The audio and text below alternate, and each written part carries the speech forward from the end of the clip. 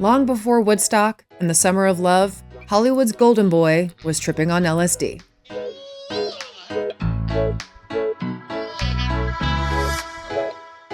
Cary Grant was really one of the earliest adopters of psychedelics and certainly one of the most vocal. He was also one of the first people to talk openly about them for therapeutic benefits. Grant reportedly underwent around 100 LSD-assisted psychotherapy sessions between 1958 and 1962, working with psychiatrist Mortimer Hartman in Beverly Hills, a journey he later said saved his life. He spoke candidly in his restrained, measured way about the psychic unburdening he experienced.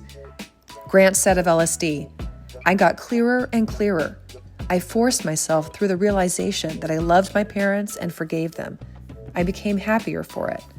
Grant even left Dr. Hartman $10,000 in his will as a token of gratitude. To many, Grant's advocacy felt audacious, a star admitting to psychedelic therapy at a time when LSD was still legal, still in the shadows of mainstream science and taboo. Yet he carried on, remarking in that era, "Oh, those wasted years. Why didn't I do this sooner?" But he is not the only one who imbibed, blasted off, and lived to tell the tale. Eliza Dushku. If you're like me, you remember her from Buffy the Vampire Slayer and Dollhouse. But Dushku has, in recent years, spoken quite boldly about her own journey with trauma, recovery, and psychedelics. She framed psychedelic-assisted therapy as a turning point.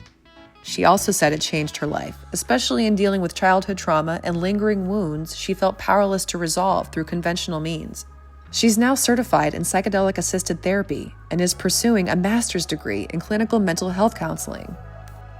Dushku is an executive producer on the documentary film In Waves and War, which premieres on Netflix in November 2025. The film follows 3 former Navy SEALs suffering from severe treatment-resistant PTSD as they undergo experimental psychedelic-assisted therapy. And then there's Braden Smith, an NFL lineman whose story recently added another chapter to this evolving conversation about mental health, faith, and psychedelics. Smith has been battling religious scrupulosity OCD, a kind of obsessive-compulsive disorder in which spiritual, moral, and religious themes become tormenting obsessions. He described how his faith was hijacked. There's the actual, real, living God, and then there's my OCD God. The OCD God is this condemning deity. After many traditional therapies and a stint in a mental health facility produced only partial relief, Smith journeyed to Mexico for more alternative treatments. Among them, ibogaine and 5-MeO-DMT, both of which are banned in the US, but not prohibited by the NFL.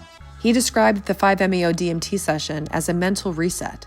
Clarity and peace surfaced in ways he hadn't experienced in years. Smith has said it helped him disentangle his spiritual identity from the compulsive demands of his OCD, to surrender, to call on his faith in a new and freer way. He cautions, as he should, that this is his subjective path, not a universal prescription. "I still have OCD," he said, "but it doesn't have a hold over me anymore." But wait, there's more. Peter Fonda rode the counterculture wave, along with Michelle Phillips. Others followed different paths, from film and advocacy to mental health and microdosing culture. Chelsea Handler, Miley, Aaron Rodgers. I mean, the list goes on. Every day, more and more celebrities are coming out of the psychedelic closet. We're just going to have to wait and see who's next.